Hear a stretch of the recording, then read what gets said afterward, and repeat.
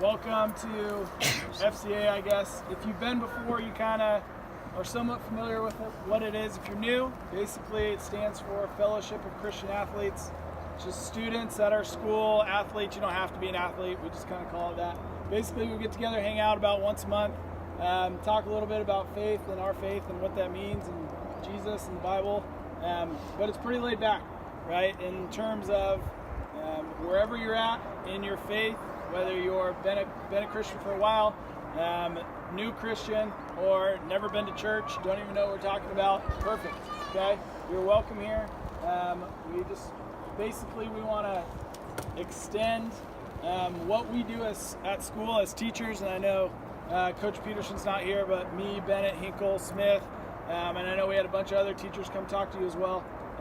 We want basically you guys to know that what we do at school as teachers is only part of who we are and part of what we care about you guys.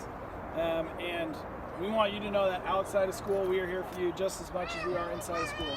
And that could look like faith stuff, it could look like life advice, someone just to talk to, someone that maybe you need prayer for something. We just want you guys to know we are here for you as teachers, coaches, and that goes beyond our hours at South Albany High School. So appreciate you guys being here. We care and think and talk and pray for each and every one of you. And it's great. I mean, the weather held for us, so as you can tell, it's kind of a pretty laid back atmosphere as well. We'll do this again next year. Try to make it a little more consistent, try to make it a little better every year. But overall, we don't want it to be an obligation. We want it to be something where you can invite anybody to, and it can be a time where you can grow in your faith, and really a time for us just to connect with you guys outside of the school. And so what we're going to do right now, we're going to talk at you a little bit, do some other things. Then after that, we'll have some more hangout time. We got a fire, s'mores. Feel free to hang out as long as you want. But right now what we want to do, we have some seniors here, and so kind of what we would like to do as coaches is get all the seniors over here kind of in the same area. And we just want to pray for you guys as you enter into the next phase of life. And if that's okay, so everyone else, as you're watching, feel free to just either just watch, or you can lift up a hand just towards them, whatever you're comfortable with. But as coaches, we're just going to kind of pray for them as they enter the new phase of life, because high school's fun, but it's also hard, and the next phase of life brings its own challenges. And so we want to encourage them, and as seniors, as you leave, just know that our relationships don't end here. We hope to have relationships with you guys for many years to come. So seniors, maybe if you want to come right here, Vandy, you can get up and just kind of come sit or stand or whatever. So we are very big on touch. Not in a weird way, but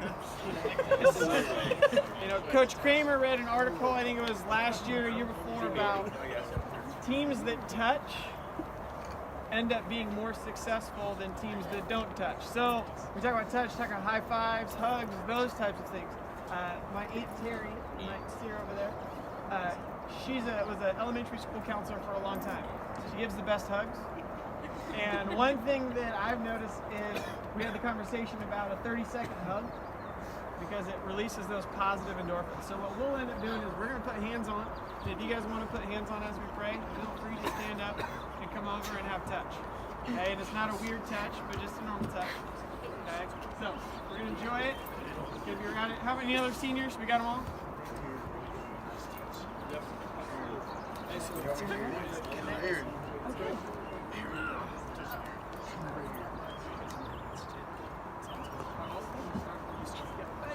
All right. Dear Jesus, thank you so much for the time that we've gotten to spend with these guys. The impact that they've had on our lives, hopefully we've been able to impact their lives as much as they have for us. What a group of fine young people to be examples of our school, our community, and where we want to be. And if you look at examples of Christians and how we want our Christian faith to look, these are great examples. And I just pray that as they move forward in their careers, in their schooling, education, or whatever their next steps may be, that you get to be the focus. And when you become the focus, everything else kind of falls into place very, very well for lots of people. And understanding that it may not be what they want, but you are the one who's in charge, Lord. And I just want to lift them all up thank you for them and ask you to watch over, guide them, and protect them as they move forward in the next steps of their lives. Yeah, God, we just want to lift up these young men to you, these seniors, Carson, Nick, Aaron, Ryan, Eli, Wyatt, and Mason. Just pray for them as they move on to the next phase of life. God, wherever they're at, and Hayden, forgot about Hayden. Sorry. And just wherever they're at right now within their faith journey and relationship with you, we just pray that the next phase of their life may be one where, God, you are present every day. And even though there's going to be challenges and highs and lows, we just pray that they will rely on that faith and that relationship with you, regardless of how big or small it is at the time. And God, we just pray that as they enter into college and enter into careers and deeper relationships and other things, Lord, we just pray that they'll ultimately remember that life's about love, and life's about loving you, and life's about loving others. And we just pray that they will remember that and take that into everything they do and say, and every relationship they're in, and career choice and class. And we just pray for them and pray that you'll guide their steps and be with them. And we love you. We pray these things in your holy name. Amen. Thanks. All right. So next phase is I'm gonna get baptized. And so if you've never seen or been around or done that, a baptism it's nothing more than someone saying that I believe in Jesus, I believe he died for my sins, and I accept that. It's a public expression of your faith. Nothing more, nothing less. And I've grown up in the church, and it's interesting because Coach Kid and I, we probably talk more about life stuff than baseball stuff. And some of you that might be hard to believe, but it's very, very true.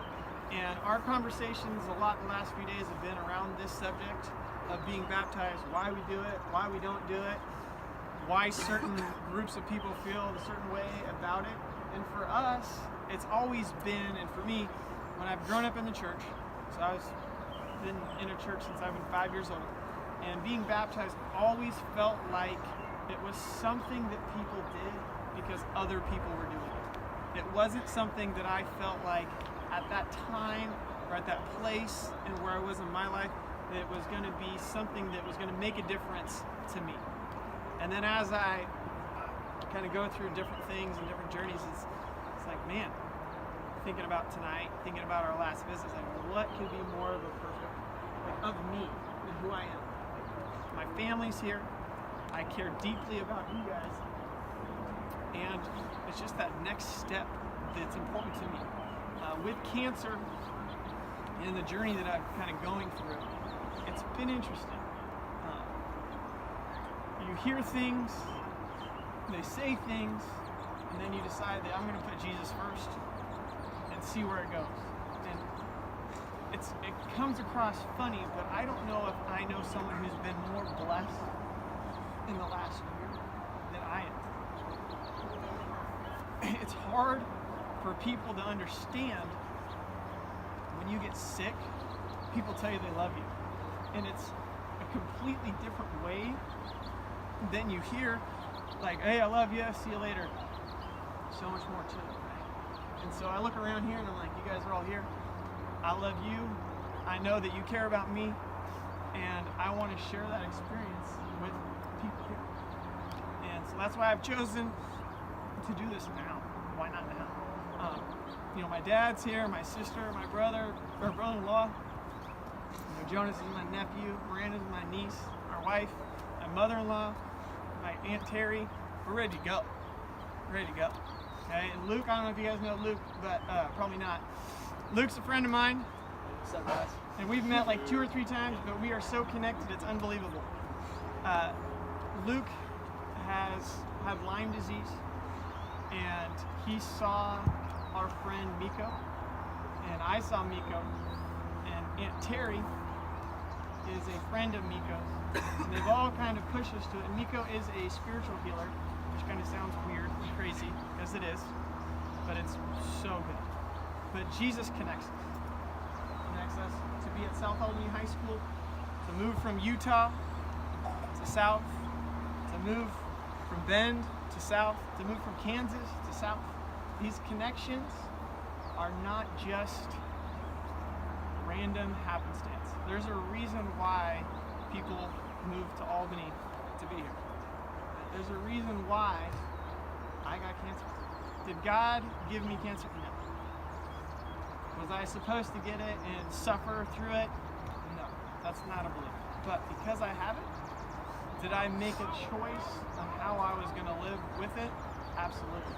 Do I feel like Jesus is the only reason why I'm here today? Absolutely. So I'm going to get baptized. And the baptism, again, is me saying I'm a Christian. I believe in Jesus. I believe he died for my sins, and I believe I'm going to go to heaven because of him. That's our religion in a nutshell. We believe, and we love, and everything else kind of falls into place. For some people, this idea of Christianity is a bunch of rules. If you know Christianity, and you know Jesus, you know that the rules are, I love that guy, and he loves me, and I want to be like him. That's it. They ask a bunch of other things, this, that. That stuff doesn't matter. It's about love. Okay? And I'm super excited to have friends be able to put me under and bring me back up. Will I be more of a Christian or less of a Christian after being baptized? Absolutely not. Okay? But it's a declaration of faith. It's the idea that everybody knows. I'm not hiding it from anybody. You know, we're gonna do this the right way. So I'm gonna have Brad. Are you gonna get into? Gotcha. Yep.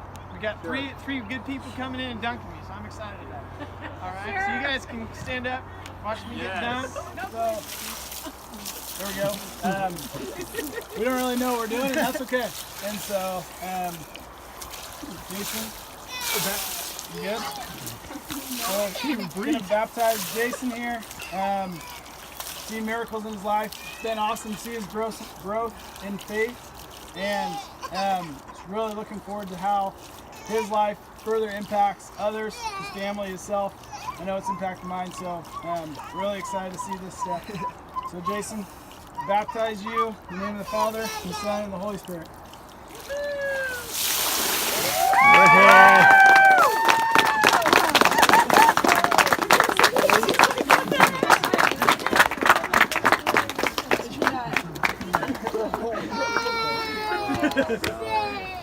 So quiet. Let's go make a s'more.